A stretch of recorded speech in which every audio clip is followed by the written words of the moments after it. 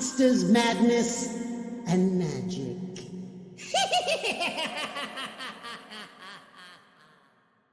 All right, folks, welcome to the Monsters, Madness, and Magic podcast. I'm your host, Justin, here with a quick word before we dive in. Now, in this episode, I chat with musician Avery Berg about Robert Eggers films, Transformers, Graveyard Ghost Stories, Cryptids, Chamber Mage, and more. As always, thank you all for listening out there, and without further ado, here you go. All right, Avery, dude, take us back in time. You're a youngster. You're a book reader, fort builder, troublemaker, or all the above.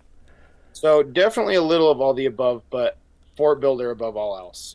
My parents had our house remodeled when we first moved into it when I was about 6 years old.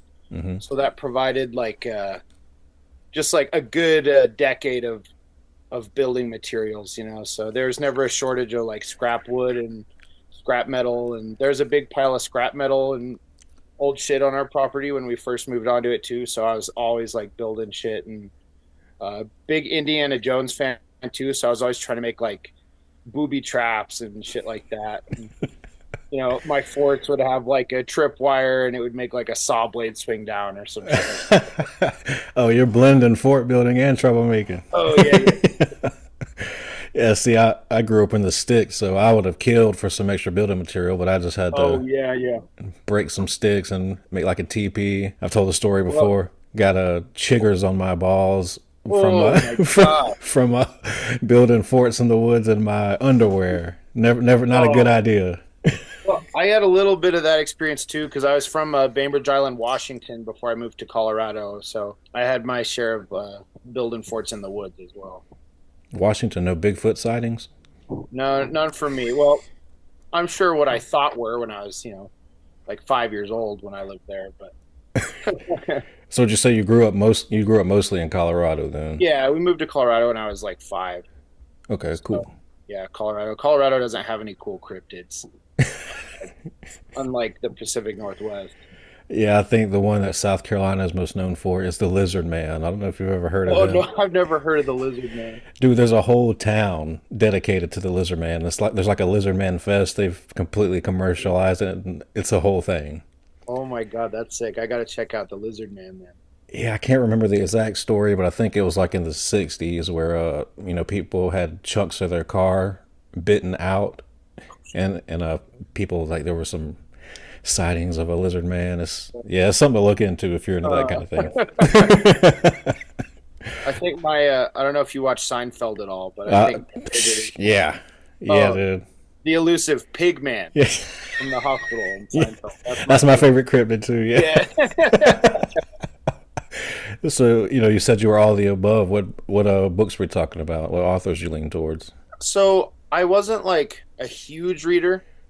But I just liked a lot of one-offs. I really liked the Ranger's Apprentice books when I was younger. I mean, honestly, I read all the fucking Diary of a Wimpy Kid books when I was little. I fucking loved those.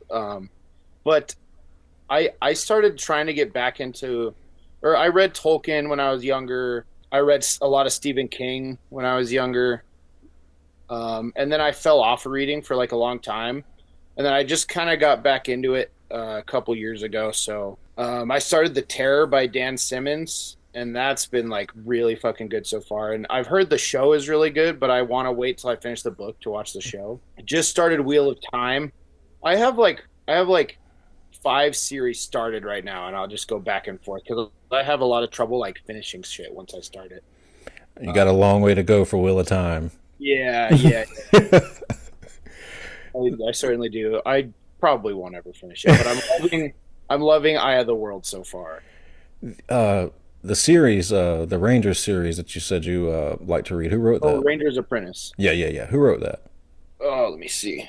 It was sort of this kid goes to Ranger school, and then he gets swept up into going to all these far off lands, and John Flanagan. Okay, I'm not familiar with him. That sounds cool. Yeah, it's pretty cool. I'm not sure how well it's held up.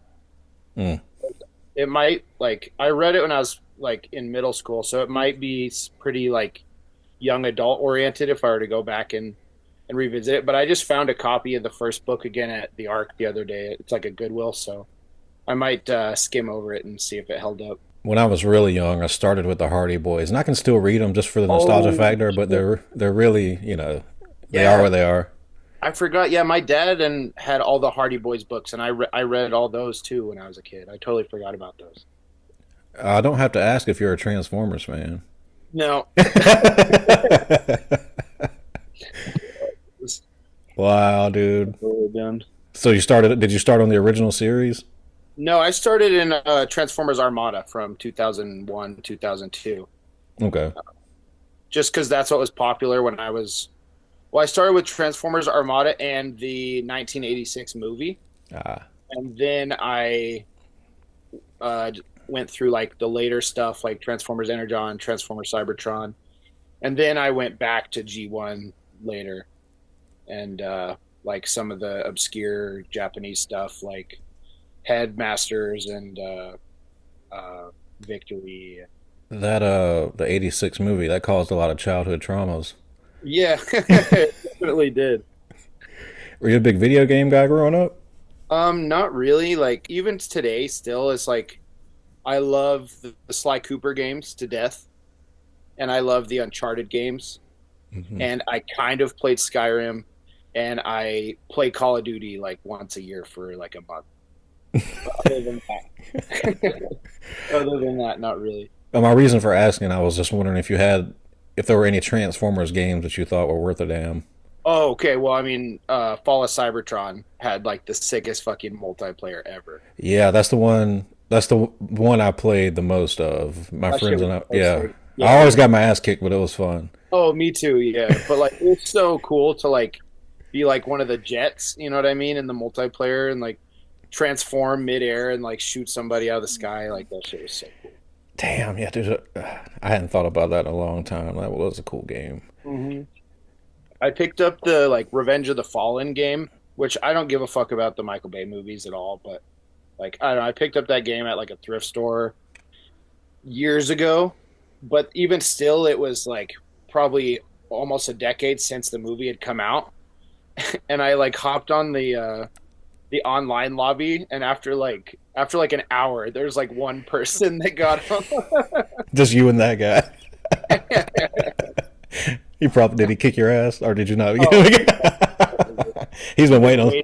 Yeah, he's been waiting. yeah. He's like, oh, this motherfucker don't even know. It's like my time has come. So, you said the Transformer movie, but just generally, formative films and TV shows. What comes to mind? Formative films and TV shows. First films for horror, it was the '58 House on Haunted Hill with Vincent Price, Good one. and then The Brain That Wouldn't Die from '62. Those are the two movies that got me into horror because like I wasn't really like allowed to watch like rated R stuff when I was younger, so like just like I just had to like take what I could get, you know what I mean? Like The Haunting in Connecticut was like a horror movie I was allowed to watch because it wasn't rated R. So like I like fell in love with that movie. And then like later, like once my parents didn't care, I like had to like make up for lost time, and I just watched like as many horror movies as I could. Other movies, it's a mad world from like I don't know, like mid '60s, I think. That was like one of my dad's favorite movies, and it just caught on for me. All the old TV shows like Hogan's Heroes, Gilligan's Island, Andy Griffith's Show, like all that shit, Beverly Hillbillies. Like I grew up on all that stuff. Favorite TV show of all time, Lost. I haven't seen it, but it's been spoiled for me already. Oh, fair. I don't know, that show just like sunk its teeth into me. Seinfeld, as I mentioned, my other favorite show. Yeah, I just try and watch a lot. I like a lot of all the A24 stuff I love. But yeah, for formative is like that early horror and like those old like golden years TV shows for sure. Transformers. I like some A24 movies, and I love Hereditary, but I've noticed that like amongst horror fans, it's kind of like a either love or hate relationship. Yeah, no, 100%. Like in your episode with Bob, I couldn't believe that he's like, because that dude loves movies, and like any like big movie buffs I know love like all the Robert Eggers stuff and the Ari Aster stuff, and like I couldn't believe when he said that he didn't that he was bummed that new Tim Robinson movie was coming out on A24 because like that made me more excited. Yeah. What do you think of? Have you seen Nosferatu? Oh my God, I love Nosferatu. And like me and two of my friends loved it, and everyone else I know like fucking either hated it or like It's they, it's it's no gray area with it. It's like, oh man, this is awesome, or I can't yeah. stand this shit. What did you think of it? I loved it. Me I'm too. I'm an Eggers guy. When I get Yeah, it, when me I too. get it, when some people don't like the slow burn stuff. It's Yeah. Oh, I love a slow burn. I love different a slow. strokes. But people thought that the mustache and the accent like ruined it, but I thought it added so much to it, especially like with where they were coming from with adding that in. It's historically accurate. Yeah, yeah, And if you know anything about Eggers, is he really doesn't cut any corners with researching his shit. totally. Oh, 100%. That like I couldn't believe the amount of like historically accurate shit he had in the Northman. The Witch too. That's another movie I Yeah, love. which is And yeah. I don't know if you've listened to the episode with oh god, I can't believe I want to forget her name. But the Salem witch trials expert. Oh no, I have not. I haven't listened to that one. She's approaching 80 years old, and I was asking her near the end, you're the Salem expert. Do you have any films that you can point to that you would say are historically accurate? But she said it's not about Salem, but she specifically mentioned The Witch and how accurate it was to the time period. And I was like, that just goes to show you the man doesn't play games. Yeah, no, 100%. I loved The Witch up until the end. I actually watched The Witch for the first time like last month. Yeah, I thought that like the suspense and the atmosphere it created, like just overall feeling of dread throughout the entire movie was so solid. But then I just didn't like the end for whatever reason. It reminded me of some like American Horror Story shit or something, Yeah, which I also like, but I don't know. I think I've watched the first 3 seasons. I stopped midway through the Freak Show season. Oh, see, yeah, that one was pretty mid, but the best one in my opinion is the Roanoke one. I haven't watched that one. Oh, that one fucking rules, man. You gotta watch that one. The I mean, other ones I've seen, I like the Coven one was pretty good, but I think I like the Asylum one the best. Yeah, yeah, I would have to agree with that. It's like Roanoke and then Asylum for me. Yeah.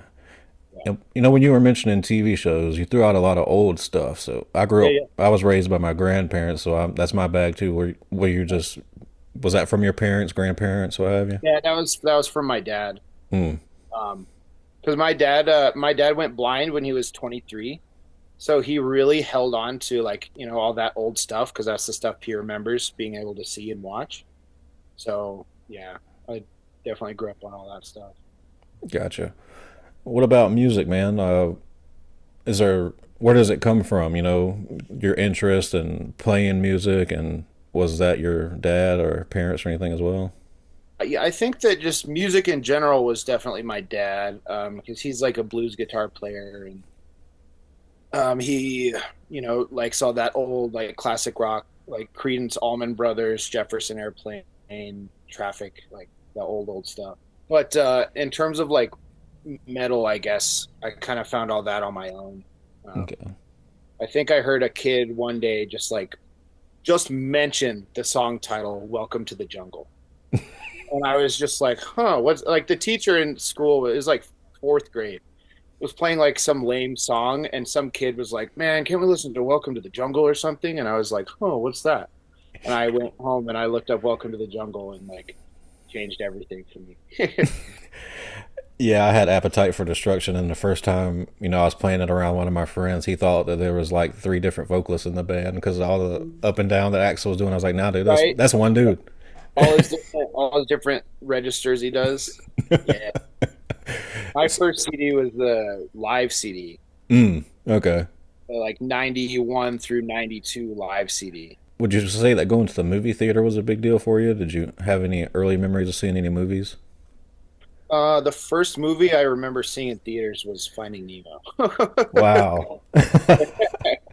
um, and I don't know. I think I was maybe 6, but yeah, I've always liked going to the movies. Yeah, like for a while, my mom and I were because we grew up in a real small town, like population like 15,000, and so there was one movie theater, and it had one theater in it. Hmm. Like for a long time, my mom and I would just go see whatever movie was playing, and we wouldn't even like look into to what it was. We'd just go in blind. Yeah. That was super fun, just not knowing what you're gonna get. One of the things I liked about going to the movies was the cool trailers.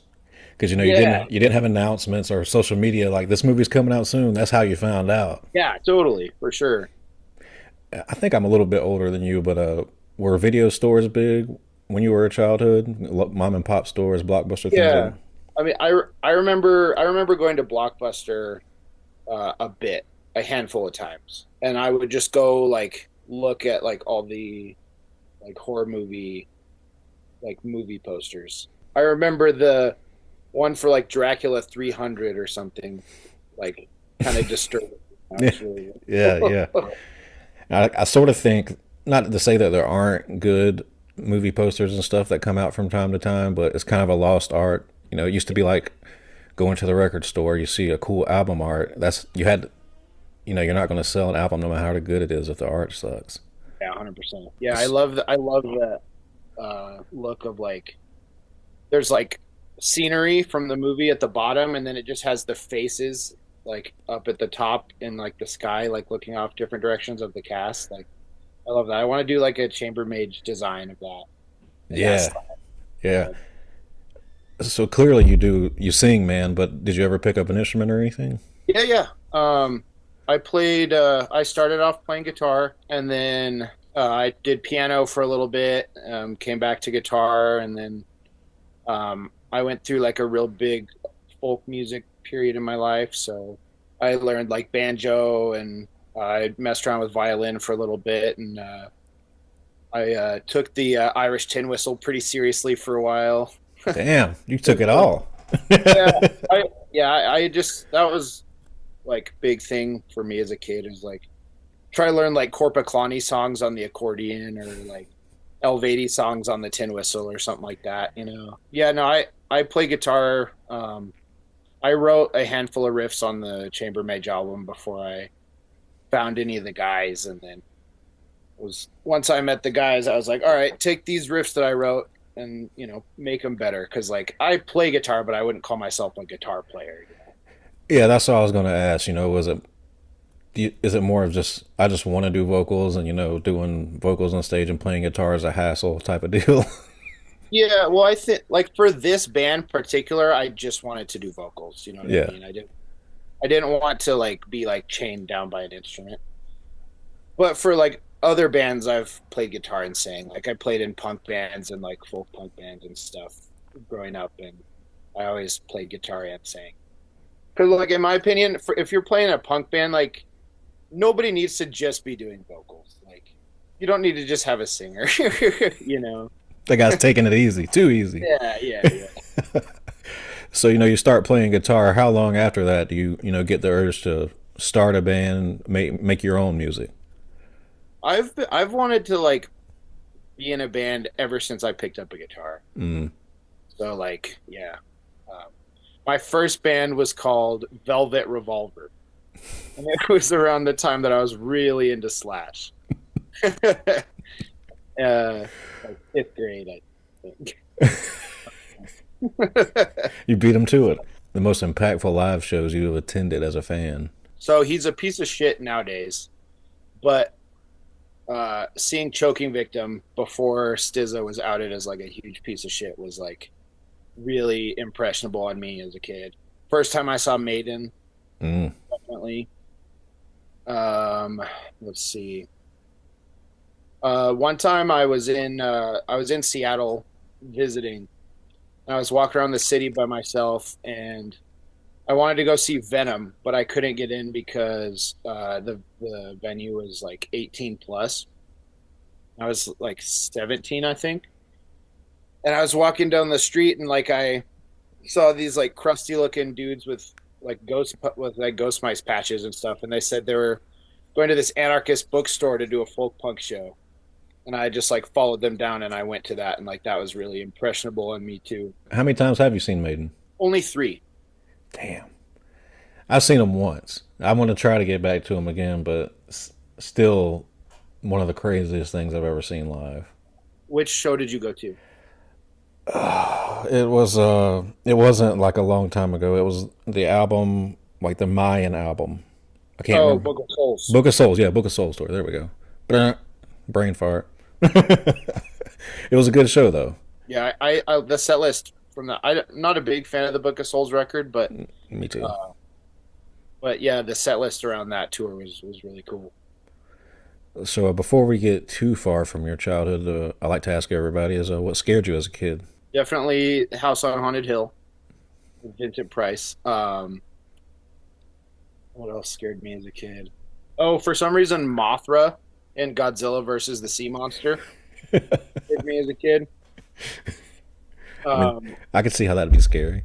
yeah, yeah. Let's see what else. Nothing else is prominent that's coming to mind other than stuff like The Dark or But like. the dark is that's a serious one, because that's really your own head fucking with you. Oh yeah, totally. And It still will. yeah, I agree with you. Like, you see the shapes, and like, is that Oh a yeah. pile of clothes or is that a Oh dude yeah. staring at me? Oh, this storage room right next to me here. Oh yeah, oh yeah, especially that mannequin. Yeah. There was a time in my life where I used to have like episodic nightmares, and Mm, it'd be like a whole week of just it'd basically be like a zombie show, like Walking Dead before Walking Dead in my head. yeah. And thankfully, for a long time, I smoked weed for a real long time, and I stopped dreaming. Yeah. But I haven't smoked in a while, and they're starting to come back. So I'm like, damn, I probably should start smoking again. Yeah, no shit.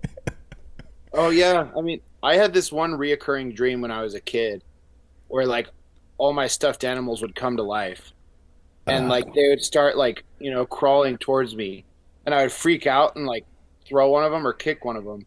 And then it would like make me feel bad for it. And it would be like, why did you do that to me? Like, I love you. And then I would feel bad for it. So I would go up to it and then it would start acting crazy again.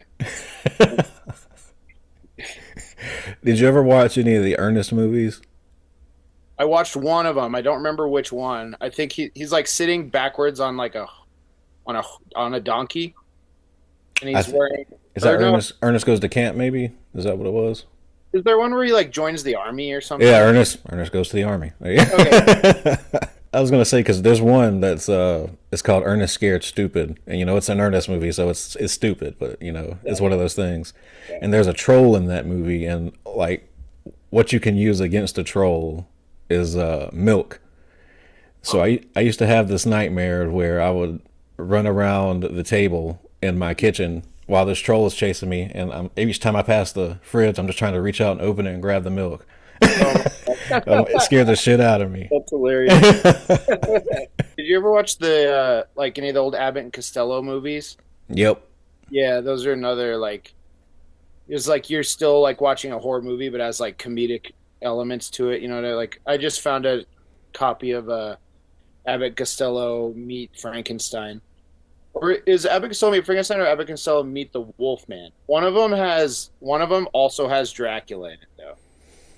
But I don't. I'm not. It's been a long time. I watched that with my grandparents when I was a Yeah. kid. So I want to ask you about a mutual friend of ours, Mr. Greylord. How'd you meet Yeah, Mike? yeah. I just met Mike through being a fan of Eternal Champion. Yeah. Got real into the band and just like posted my vest in their Guards of Lorne group when I first joined it. And it was my first year going to Hell's Heroes 2022. And so I just, said, yeah, if you see my vest, say what's up. And he came up and was like, what's up, man? Recognize you from your vest. And Mike's Mike's yeah, the man. yeah, dude, my fucking rules. You said you were in a lot of bands before Chamber Mage. How did Not a lot, but in bands? You were in bands. How did your first time performing live go for you? You remember it? yeah. I mean, I'd play at like the talent show or something, but like, and then me and my friend played like acoustic songs at a bar one time because we were busking on the street, and this guy like invited us to like go play in his bar that night. We were like 15. um, but yeah, my first like show like with my band playing original music was like at like an open mic at a bar, and all our friends came out and we played like 3 songs, and it was a blast. It was basically like a Blitz Kid worship band. Okay. Blitz Kid, like the horror punk band. Yeah. Yeah, I was real into them, and so it was basically just like Blitz Kid worship. Okay. So So you just mentioned Hell's Heroes. How'd the show go for you guys? Oh, it went great, man. It was awesome. We were super well received, and we sounded good, and yeah, couldn't have asked for a better time. Any nerves? Honestly, no. It was all excitement for me. I wasn't really nervous. I was just excited to get out there and play. Like we sound checked and just went back into the green room, and then we're like, well, and we just turned right back around and went So you've never had issues with stage fright at all, ever? here and there. And when I was younger, but it always goes away like halfway through the first song. Like the first couple Chamber Mage shows, I was pretty nervous because it was my first time just singing and not having like a guitar to also hide behind. Mm. I was the first couple Chamber Mage shows, I was pretty nervous. I don't really get nervous anymore. So with Chamber Mage, what's the origin story? How'd you guys come together and get things rolling? I just wanted to do like a traditional, like fantasy based metal project, and so I demoed like half of the length of the chain, all of In Battle, part of Blades on the Rampart, and part of Emerald Tower, just like on GarageBand on my iPhone, just to like get something together, and then just went on like those like local Facebook metal musician groups, and was like, because I was new to the Colorado Springs. This is the town I had lived in, so I didn't really know anybody, and so I just reached out on Facebook and was like, yeah, I'm looking to do this kind of stuff. If anyone's interested, I have some demos. And I found Devin and Ted that way, and then Jaden was I knew through a coworker. So I met him that way, and then Ted found Dan because Ted also plays with Thor. Okay. And so he met Dan at a Thor show, and was like, hey, I know a drummer, and reached out to Dan. So How did you settle on the name? I just was like trying to put cool words together. Like just had like, all these like different words that were cool, and just like was trying them in different combinations. And I didn't realize until way after the fact that people might think that's like a play on Chambermaid. Yeah. And like I realized that way later, and I was like, fuck. It's better to be chambermaid than chamber pot. Yeah. So, you said, you wrote a good bit of the riffs. And just when you're writing lyrics, do the lyrics ever come first, or are you just trying to fit words into the melody? No, they come first. It's like 50-50. Okay, that's cool. That's very rare, because I ask people that, and very rarely do they say lyrics come first. Yeah, it just depends. Some like with some of the new stuff that we're working on, like a lot of that stuff actually lyrics came totally first. Yeah, I mean a song can come from anywhere. Like sometimes it's a riff, or sometimes you just think about something you want to write about, and a cool line comes into your head, and so you'll write a whole song based off that one line. Or sometimes just like the way a riff lands on your ear just sort of paints a picture that you can put into words. Mm. So it just depends. So are there any, works of fiction or any movies you pull from specifically for some of you guys' songs for inspiration or anything like that? Not really. I think that like anybody in this world gets subliminally influenced by Tolkien, whether they're aware of it or not. Some Tolkien influence unintentionally in The Silver City Fell, about like, because a lot of times, like when I was writing the lyrics to that song, I was like painting a picture in my head, and then I would realize that I was kind of thinking about the Battle of Helm's Deep in the background a little bit. But yeah, I wouldn't say that no like works of fiction have directly influenced any of the Chambermaid stuff as of now. So when you're going into crafting a song lyric wise, would you say that you'll have a theme that you're going for from the start, and then you build it from there? Yeah, I'd say so. Okay. Even if it's just like based off one line, and the song doesn't have like an overall theme. It's just like this one line. The theme of the song could be totally different in the end than the one line that like inspired the rest of it. Yeah. And you mentioned the Silver City Fell. fucking great song. Ooh, thank you. Did you start off with it being the 10-minute epic that it is, or did it grow into that? No, that one we wanted to write a long song from the beginning. And like actually that was so I had a set of lyrics that I wanted to turn into something with a vocal melody. And so Devin had started trying to help me write music around it, but then it kind of totally shifted and we didn't even end up using those lyrics and we created the Silver City Fell instead. So we got to circle back and go back and pick up those lines that I originally had for that idea because I don't want to lose those, but yeah, that ended up being something completely different. So Did you guys play that one live? we have, yeah, we didn't play it at Hell's Heroes, but we all wanted to, but it's like we wanted to play stuff that like the majority of people would know if they had listened to us. So like the single and then like the stuff from our demo. But yeah, we really did want to, and we kind of did just want to like say fuck it and use that as the single too. But it's kind of not really single material. It's a little daunting for that. If I ever go to see you guys play, I'm gonna request that you play it. Yeah, we're definitely going to be playing it a lot moving forward. Just it's so much fun to play live. It's my personal favorite song to play of ours, but yeah, we played it like 5 times I think live. Awesome, that's great. Uh, so I wanted to ask you. I really love your lyrics. You've painted a very good picture. Have you considered writing any fiction? And if your answer is no, then I'm going to tell you that you should. I really have. I've wanted to write out some stories in the from the songs, and then I've messed around with like some horror writing too, and yeah, I have a bunch of stories that I've started, but nothing I've really fleshed out and tried to put out there for anyone to read. I have trouble like focusing in on anything. Like I started painting and I have all these like half done paintings and half painted Warhammer minis, and I have trouble finishing stuff that I start. Do you play tabletops? Yeah, I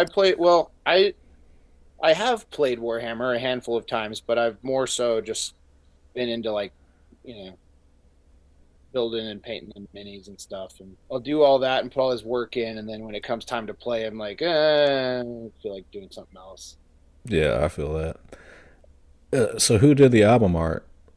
Our drummer's brother, Dan, or our drummer Dan's brother, Billy, lives out in Chicago, and William Nevin art on Instagram. He does these crazy, like really detailed sketches. They're like weird, like they're not really steampunky, but it's like these giant animals that are like part machine, and they're like, it's very like ropes and pulleys type. They almost look like architectural prints, but like these just fantastical like beasts and stuff and all this. Yeah, he just does these crazy sketches. Yeah, he did it. He did a watercolor. He sketched it out and then did watercolor over it. Awesome. You mentioned earlier, the unintentional Tolkien influence. I know clearly the album cover is not a mine, but just the scale of it made me think of Mines of Moria. That's what the image it put in my head. That's just. I heard someone else mention that too. What, yeah, really? yeah, I could see it. So I know you guys just released the album, but are you guys still working currently on other songs like the one you just mentioned that you need to get together? Yeah, we're definitely working. We got like 6 new song ideas in the pot. One of them's like almost done. I mean, we've had these songs done for like over almost 2 years. No, we've had these songs done for over 2 years, and we had issues with recording. We had to record the whole album twice, actually. What's the story there? Well, we recorded it once, and then through just some issues, we weren't able to like really get a good listen to our performances until like a year after it was recorded, and we just realized like, man, we could play these songs so much better now than we could a year ago. Like, we'd just start over. So we re-recorded it and knocked it out in a weekend, and really happy we did, because our performances on the new album or on the album much better reflect the songs than on the first attempt. But yeah, we've been sitting on them for so long that we're real anxious to start writing new stuff. Mike released the tapes, didn't he? Yeah, they look so good. I gotta get one of them. Yeah, they look awesome, man. I wanted to do because I love the layout he did so much. Like when you unfold it from the tape, I loved just how that all looked. That I wanted to do like wall flags of this like, tape, unfolded, and everyone else in my band thought it was a stupid idea. So I'm just gonna make them myself. Yeah, fuck that. Do it just so I can have it. So, man, have you seen any good movies lately? Let's see. Nosferatu was really good. What else have I seen? I really liked Last Voyage of the Demeter. I thought that movie was really cool. I haven't seen it, and I've heard mixed things, but I think I would enjoy it. It's a cool concept, just taking that one little chapter from Dracula and making a movie of it. Yeah, I like that idea. That's so cool. They make a whole movie out of like 2 pages. Yeah. Oh, what else have I seen? Oh, Transformers 1. Like I saw the trailer for it, and I heard that we were getting a new animated film that takes place all on Cybertron. I got really excited about it, and then I saw the trailer, and I was like, it's like a little kid movie, you know. I'll still go see it, but like I was expecting it to be more in the vein of the Netflix show that they did a while back. There's just like a little bit of like a grim, darker tone, you know, kind of like the IDW comics. Yeah. But I went and saw it, and like I absolutely loved it. It was fucking hilarious, and like the story was so good, and like it was just such a good movie. Like, my roommates, I took them and my spouse, and they don't even give a shit about Transformers, and they absolutely loved it. Hell yeah. So clearly you collect Transformers, but do you collect anything else, records or comics, anything along those lines? I collect Warhammer. I do collect records and tapes and VHS. Not as much, so my collection's not as vast with the records and tapes, patches. I have I collect Transformers comics, but I don't branch out to other comics. Although I do have a first print of the Merlin comic from like the Marvel Merlin comic. Yeah. I like the comics that I like. I wouldn't consider myself a comic book guy. Like I'm a huge John Constantine fan, so anything Constantine I'll collect. Like I got the first like Swamp Thing framed. Oh, that's awesome. But yeah, I totally get it. I wouldn't consider myself a comic guy. Out of the things you collect now, what would you say is your prized possessions? What are you saving from a fire? Oh man, I don't know. There's a lot of the stuff that probably like my Transformers Armada stuff, because like coincidentally and luckily, a lot of the stuff that I really like isn't the really expensive, like high dollar stuff. It's more just like based on nostalgic connection. Yeah. Yeah, probably some of my Transformers Armada stuff. Probably maybe some of my Masters of the Universe action figures. Yeah, you better save those. Yeah. Nothing is too irreplaceable. Right. Just in the same vein, you said VHS tapes. That used to be I had basically a library catalog of all my VHS that I've had literally since they were my mom's, so I inherited hers and built on it. Lost the entire thing in a house fire. So I have not been able to stomach starting from scratch. Yeah. So I have like literally just a few VHS tapes, but it's starting to get at me again. So I just might pick it up. How could you? Yeah, no, my coworker found me all of season 3 of G1 Transformers at the thrift store the other day. It was such a cool find. I am a Transformers fan. I've had Michael Bell on, and who I can't remember. He voiced like a bunch of the original Transformers, but the big deal for him. Did you ever play the Soul Reaver games? No, I've heard of them. Yeah, I brought up Michael Bell because he was in Transformers, but out of all the interviews I've done, that's the only time where I had a straight up couldn't say anything for 20 seconds. Oh fuck! Moment where I was like kind of starstruck, and I just played it off for like technical difficulties because my buddy was doing that interview with me, and he was just sitting there like, And so I just acted like I froze, left the entire thing, texted him. I was like, just talk to him for a second. I'm coming back. That's awesome, man. I learned from that experience. I was just like, damn, he got me good. Like he cracked a joke on me and it was hilarious. Yeah. And then I was like sitting there like that for like 25 seconds. Couldn't think of a question or nothing. It was fucking crazy. Dude, some of the guys you've had on here, I'm surprised you've only had that experience like, once or twice or that one time. You got some big boys on. Dude, I get all of that shit out. I mean, beforehand. Like, so, like with Michael Ironside, I was like, for a week, I was like, shit. But so by the time I actually get on there, if I seem calm, it's because I've already done all my freaking out. Right. Okay. And just back with Transformers, I reach out to Peter Cullen like every 3 to 4 months. Oh, you'll get him, man. I never hear anything back, but I'm filling up his inbox. So one day if I get him, I'll let you interview him with me. I don't know. I think you should just handle that one on your own. The question I like to ask everyone near the end, pretty sure you know what's coming. Have you ever had an experience that you'll consider supernatural, paranormal, or an encountered event you can't explain? So yeah, aside from like the like Ouija board in the graveyard with your homies and like you swear no one was moving it. I had one instance where a friend and I were sitting on the couch of a place I was staying at the time, and the two people that lived there had this bowling ball with a skull inside of it.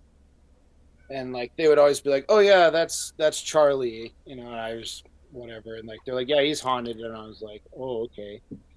But they like weren't there, and it was just me and my friend chilling on the couch. And this bowling ball like just rolls off the table, and then rolls to the other side of the room, and then like rolls back, and just stops with the skull like coming up, staring like right at us. Oh fuck! And damn. We were both like, what the fuck? You mentioned the like graveyard stuff with your friends. Yeah. I got a couple. Did that a lot, basically every weekend. But the one thing that sticks out to me when I think on it is, so there was like this Revolutionary War era cemetery that we used to go to all the time. It was basically our weekend hangout. You're on the East Coast, huh? So you got all the cool like old historical cemeteries. Yeah, I'm in South Carolina. So, Civil War, that was us. So we had this fat flashlight, and we sat it, and it had a button that you had to really press it to get it on and off. Mm-hmm. So we pressed the button, flashlight's on, we sit it directly up on a gravestone, and we all back up. We're all at least 5 to 10 feet away from it in a circle. We do the, anybody out here, if someone's out here listening to us, turn the flashlight off. Right. Button clicks in, goes off, comes back on. That was it. It was like, well, let's get in the car, guys. We were the ghost hunters that were like hoping never to find anything. And then once we did, we got the fuck out of there. Have you heard of the Ludlow Massacre? No. So in Colorado, down south, there's this ghost town called Town of Ludlow, and it was a mining colony, and they were calling for the mine to be shut down. The government didn't want it anymore, but it was one of those colonies where it's like all the miners don't get paid in actual money; they get paid in like coupons at like the general. Yeah, store. I may have heard about this now that it's yeah, and so they were like, we don't want to leave. And they refused to leave, and so the National Guard came in and just like mowed everybody down, and like lit all their tents and shit on fire, and like you can still see like the buildings out there. And like one night, me and some buddies went down there and like hopped over the fences and like went back in, and we're exploring back in there. And there's one building that was just full of like burnt up like women and children's shoes, and it was like crazy stuff that I couldn't believe was still there. That's and intense. Then, yeah. And so, if there's ever a place to like do a Ouija board, I think that'd be a pretty good spot. As much of the horror, supernatural stuff that I'm into, I've never done anything with a Ouija board. I think that's just out of all the movies I've seen, out of straight. Nah. there's only one time that like I know for a fact no one else was moving. 'Cause it was with two other people that like I know that no one was moving it because we all wanted it to work so bad. And how aggressively it was moving around and like it literally scared all of us at the exact same time to where we all were like, nah, we're done. Because it was like, you know what I mean? Like, Where was that? it was in this like concrete burnt up building down some back road and like, Those are the ones. yeah. And like apparently like they used to like take people out there to like kill them execution style or something. And I heard about all this, like some schoolhouse burned down out there too, and like I didn't know what the significance was of the building that we were in, but it was crazy. Are you superstitious or anything like that? I'm not sure. Like I'm not superstitious in terms of like don't walk underneath like a ladder that's open or like black cat cross your path type, but maybe I'm a little superstitious. Religious, anything like that? No, not really. I was when I was younger. And I feel like I'm still like spiritual to a degree, you know, like I think that they're like something made us, but like I don't think we would have any idea to be able to tell what that was. I'm with you. Where do you stand on UFOs and such? See, that's an interesting one because like without a doubt there's you know like other life out there. But as far as like it actually like anybody that claims they've made contact, I don't know. You know, cuz like just with how advanced our technology is in detecting aircraft and stuff, like I feel like we'd be able to like see it coming from forever away and like even all like the home astronomers would be like, yo, there's something coming, like we'll tell everybody. Like I just don't think that it'd be able to fly under the radar so easily. While we're just sharing stories here, that same graveyard, I think I repressed this one, but I don't even think the flashlight thing is the scariest thing that happened out there. Like I said, my friends and I used to go out there every weekend. Yeah. In a big group. It was just our thing to do. But this one time, only three of us could go, so it's a bit more creepy. There's less people, and it's called Horn Creek Baptist Church, so it's already got that little Right. in the middle of fucking nowhere, like literally dirt road down a dirt road down a dirt road, shady, Yep. and so we go out there. Three of us get a flashlight, and the way that the church, like I said, this church is like from the 1700s, so it's just like one big long building, like an old schoolhouse. So we're walking down the side of it, and you can't see behind it. So we get about halfway down the side of it, and there's this loud, clear as day, with demonic growl. Like it's audible, and I'm the one in the middle, like Scooby-Doo style. We all three stop at the same time, and without like looking at each other or anything, I just said, "You heard that?" And both of my friends on either side of me said, "Uh-huh." I said, "Well, no matter what that could be, demon, hobo, animal, it's not a good sound." And then we slowly backed into the car and I hightailed it out. Man, that's crazy. A friend of mine had a story where he was driving through the graveyard with his friends. There's like four of them in the car because we have those old not as old as you know Civil War graveyards, but pretty old graveyards out there. And like there's like a person that they saw in the headlights standing next to the tombstone, and they didn't really mention it to each other until they got all the way through the graveyard, and then they're like, "Did you see that old man?" And one of the other people in the car was like, "What do you know? I saw that little girl though." And then someone else is like, "That was like a old lady." Like everybody saw like something very different. Oh, that's creepy as shit. Yeah. I just got chills thinking about that kind of. That's like a scene from a horror movie. That same friend, like I don't know what they attract, but they have that they every time I see them, they tell me some bone chilling story from like their youth. Yeah, I don't know how they have an abundance, but crazy shit happens to them. I don't even think I've ever said this on the podcast, but I was raised by both sides of my grandparents. So mom and dad. I switched between them both. A lot of family shit going on. Yeah. And so when I moved, when I was about, I want to say 12 or 13, in with my grandmother on my dad's side. Yeah. My grandpa had already passed, and the room I was staying in was my great grandmother's room who had passed. And this is first night staying there. I'm sleeping, and I'm in that state between sleep and awake where you feel like, what was that noise or whatever? And I finally opened my eyes because it was cold, and the cover that was on me was levitating about 3 or 4 inches off my body. And then when I realized it and my eyes opened, it was yanked off me.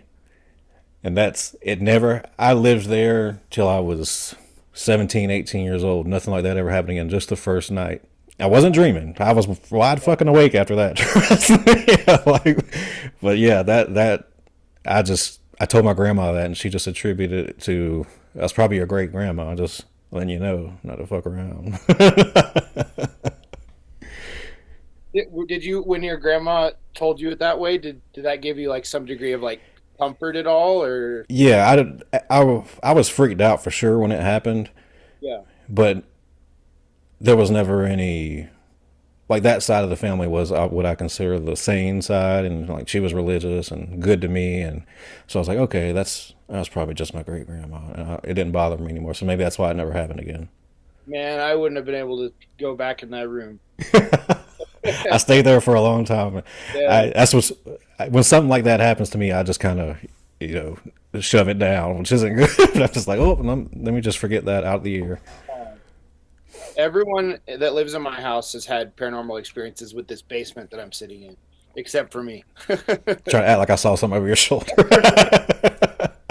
Yeah. You've been talking to nobody this whole time. Yeah. I always wish I had a basement growing up. I always thought it'd be cool to like have an attic or basement room, but it's always the basement that has the haunted stories. Yeah. Man, we're gonna. I'm bummed for when we don't live in this house anymore, just because it's falling apart, and so the rent's cheap as fuck. But it has a giant attic and a giant basement, and I'm never gonna be able to find another like house with a full basement for like this cheap ever again. Yeah, in South Carolina, it's just rare to find a basement. I don't know. Yeah, it's just, well, probably because of the flooding. Yeah, Right? yeah. We do have a big attic, but I'm kind of past the attic room now. Yeah. Yeah, I feel like a lot of the coastal houses don't have basements. Well, here we go. Just to put a bow on this thing, man. What's on the horizon for you and the boys? Anything in the pipeline? We're in the middle of planning just a small little Midwest jaunt, just to get the album out there a little bit. Nothing too crazy, just a handful of shows out in the Midwest around fall, and yeah, nothing else really. Just try to start writing new music and play some cool shows. Hell yeah, dude. Well, just to tell you again, great work on the album. I'm probably going to listen to it when we get out here. Love it. And thank you for giving me some of your time, dude. Had a good time talking with you. Thanks for having me, man. I had a blast. Awesome. I don't have shit else to do the rest of the night. I'll probably edit it and post it tonight. Cool. All right. You have a good day, dude. Yeah, you too, man. Thanks again. It was so much fun. All right. See ya.